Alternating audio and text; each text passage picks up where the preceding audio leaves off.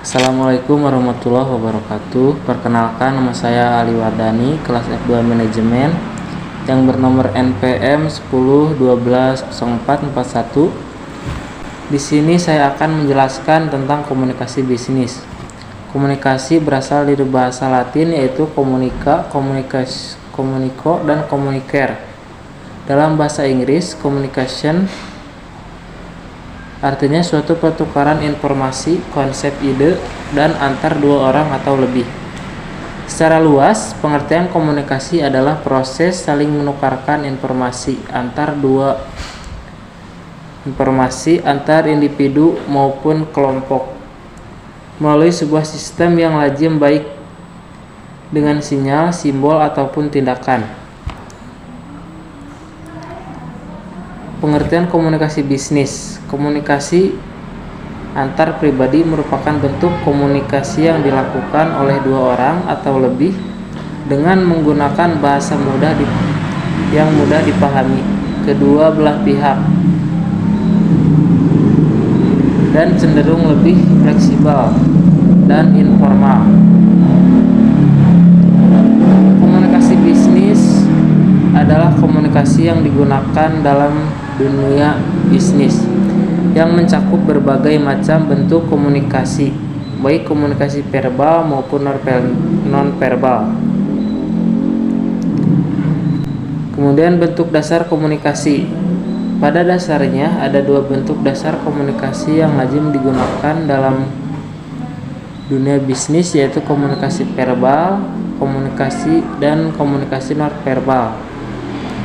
Yang pertama yaitu komunikasi verbal, merupakan salah satu bentuk komunikasi yang lazim digunakan dalam dunia bisnis untuk menyampaikan pesan kepada pihak lain baik secara tertulis maupun lisan. Yang kedua, komunikasi non-verbal merupakan komunikasi yang menggunakan gerakan tubuh atau bisa disebut body language sebagai alat komunikasi. Contohnya mengerutkan dahi untuk menunjukkan sedang berpikir, menggelengkan kepala untuk menunjukkan tanda tidak setuju. Yang selanjutnya, perencanaan pesan bisnis. Perencanaan pesan bisnis adalah proses penyusunan pesan bisnis. Proses itu sendiri terdiri dari perencanaan tujuan audiens, ide saluran, pengorganisasian ide, membuat draft, merangkai kata atau kalimat paragraf, dan merevisi tujuan perencanaan bisnis. Harus dievaluasi apakah tujuan realistis, waktu, tempat, dan tempat diterima. Tujuan juga harus diuji apakah sesuai dengan kemampuan, ketetapan waktu dan orang, dan selera dengan tujuan organisasi. Kemudian teknik-teknik penulisan pesan bisnis, yaitu direct request atau bisa disebut surat permintaan atau permohonan langsung, meliputi pembukaan, penjelasan rinci, dan penutup. Maksud dari direct request adalah untuk mendapatkan suatu respon dari pembaca, apakah menjawab pertanyaan, mengirim barang atau jasa, atau tindakan yang lain.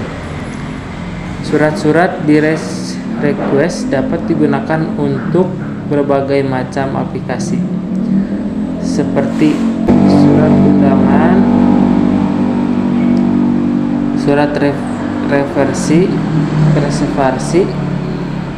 meminta informasi, mengajukan klaim, aduan, maupun permohonan kredit. Mengembangkan pesan-pesan yang persuasif. Kegiatan persuasif yang efektif mencakup 4 komponen penting, yaitu menetapkan kredibilitas, membuat kerangka argumentasi audiens, menghubungkan audiens dengan hal-hal logis, memperkuat posisi penulis, atau penyampaian pesan dengan penggunaan bahasa yang baik dan tepat. Kemudian menetapkan kredibilitas. Melakukan kegiatan sesuai fakta, misal melalui dokumen, statistik, hasil riset merupakan bukti kegiatan yang nyata. Melakukan kegiatan sesuai tugas dan tanggung jawabnya dan ahli. Kemudian objek dalam melakukan penilaian, menghargai dan jujur dalam berperilaku, mempunyai latar belakang yang baik dan dapat dipercaya, selalu siap memberikan bantuan berupa nasihat, konsultasi maupun bimbingan terhadap sesama anggota perusahaan. Kemudian ada juga menjawab penulisan jawaban positif. Yang pertama, surat konfirmasi pesanan. Surat konfirmasi atau confirmation letter diperlukan apabila terhadap pesanan produk dalam jumlah dan nilai yang mencakup besar.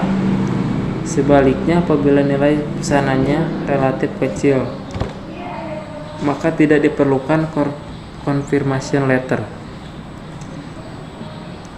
Yang kedua, menjawab permintaan informasi. Setiap permintaan itu penting, baik dari dalam atau luar organisasi. Pendapat orang lain tentang organisasi akan dipengaruhi oleh bagaimana kesiapan dalam mengenai permintaan tersebut.